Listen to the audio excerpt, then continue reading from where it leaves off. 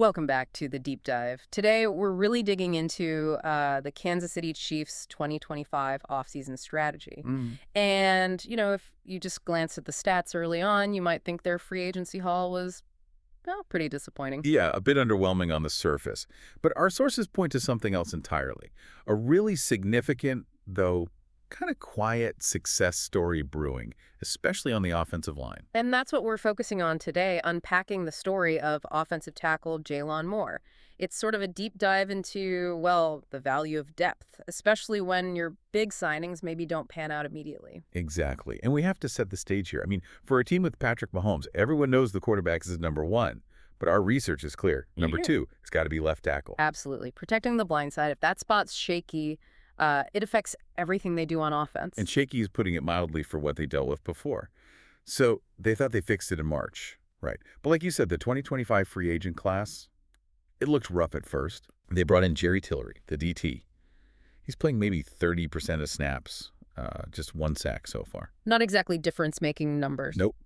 And then Christian Fulton, the corner, Elijah Mitchell, the running back, mostly inactive, really struggling to carve out roles. It felt like, wow, did they just whiff on all their big moves? Which leads us right to JAYLON Moore, because he was arguably the biggest signing of that group.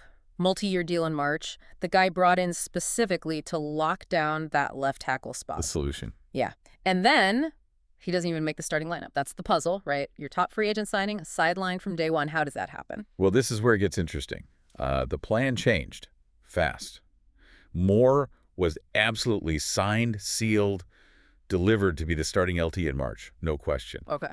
But then came the draft in April, and Joshua Simmons, of the rookie tackle everyone had rated super high, he surprisingly falls right into the Chiefs' lap in the first round. Wait, hold on. So you just paid more starter money to play left tackle, and then weeks later you use your first-round pick on another left tackle. I mean, that seems redundant. Or maybe poor planning. Or it speaks to a philosophy, right? Like, best player available no matter what. Simmons was just too talented to pass up, even with Moore already signed. Oh yeah. And over the summer, Simmons, the rookie, he just lights it up. Wins the starting LT job pretty decisively. Wow. So Moore, who thought he was the guy, suddenly isn't. That's going to be tough mentally. Oh, absolutely. A massive pivot he had to make, professionally, personally. And you remember the talk, right?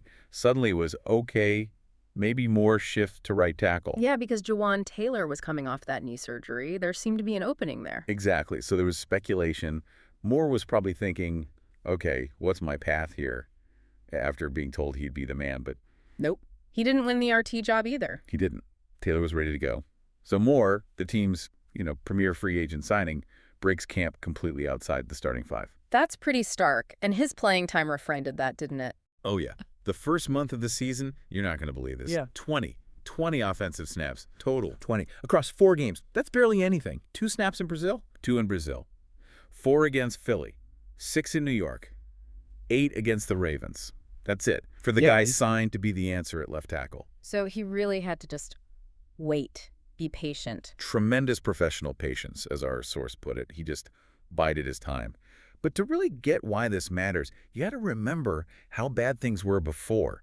This wasn't just about finding a good backup. It was about preventing another disaster. Let's revisit that, because 2024, the sources are blunt. The left tackle situation basically sunk the 2024 Chiefs. It was a major, major problem. Sunk isn't hyperbole. It got so bad they had to pull their all-pro left guard, Joe Thuney. Right, their rock on the inside. And stick him out at left tackle all the way through the playoffs. Think about that ripple effect. You weaken guard, you're still just patching tackle. It was desperate. They would have killed for just okay play at left tackle in 2024 just to keep Thuney where he belonged. Exactly. They probably would have settled for mediocre, honestly. Right. So that's the backdrop. That's why finding reliable depth in 2025, even if it wasn't the planned starter, became so critical. Which brings us to week 6. Opportunity knocks loudly. Right. Chiefs versus Lions. Big game. And then, just hours before kickoff, boom, Simmons, the rookie starter, is suddenly inactive. A surprise scratch. And who gets the call? JAYLON Moore. Guy with 20 snaps all year. Thrust right into the starting lineup. And the timing, the story here is wild. He gets this call on the same day his 3rd child is born. Can you even imagine going from the hospital, the emotion of that, straight into facing one of the league's best pass rushes? Talk about a whirlwind. And his first assignment isn't exactly an ease-in period. He's got Aiden Hutchinson lining up across from him. Yeah, no warm-up pitches there. Straight into the fire against Hutchinson. And how do you do? He performed admirably, is what the reports say. Held his own. Chiefs get a big win. So, okay, crisis averted for a week. But it wasn't just 1 week, was it? Simmons was out again the next week. Correct. Week 7 against the Raiders. Moore gets to start again. Okay, who's he up against this time? Max Crosby. No, Crosby usually rushes from the other side Yeah. against the right tackle. Moore drew Tyree Wilson, the Raiders' first-round pick from the year before. Still a tough assignment, a young, high-pedigree rusher. Definitely. Not Crosby-level scary, perhaps, Yeah. but still a serious test. So 2 straight weeks, 2 high-pressure starts against talented edge rushers. That gives us a decent sample size now. So let's look at his performance across those 2 starts, his 165 total snaps for the year.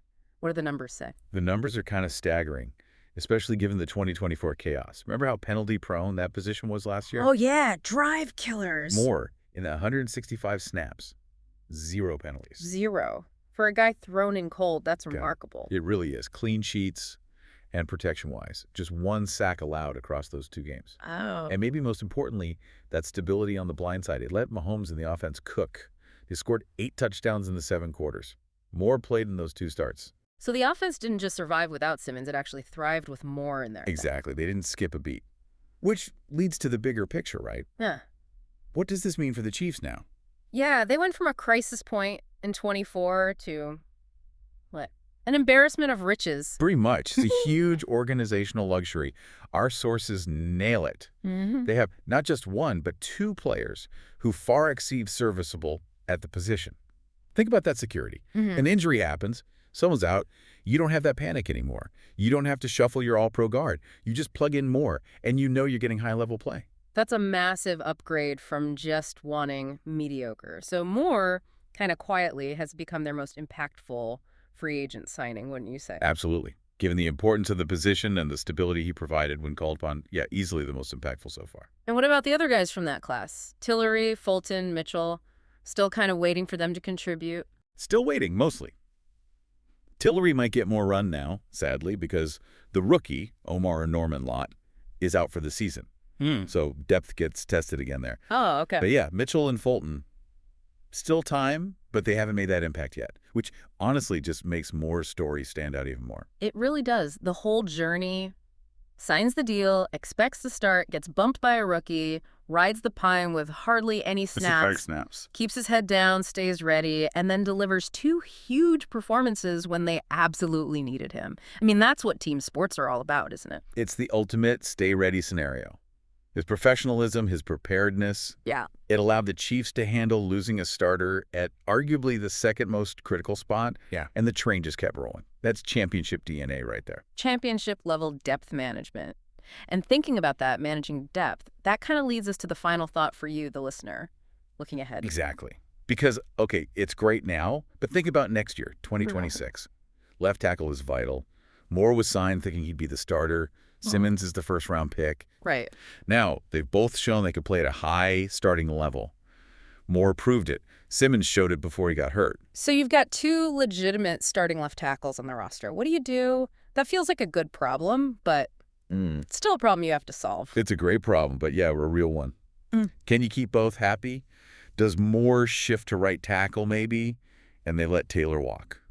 Do you try and trade one? Moore's going to want starter money and a starting job if he keeps this up. How do you leverage having 2 top guys at 1 premium spot without losing one? That's the challenge, right? Protecting Mahomes long-term means figuring that out. That's the million-dollar question, maybe multi-million-dollar question for their next offseason. How they manage that depth, those 2 talented tackles, that's going to be fascinating to watch. Definitely something to chew on. We'll leave you with that roster puzzle. That's our time for this deep dive into the Chiefs' unexpected offensive line stability.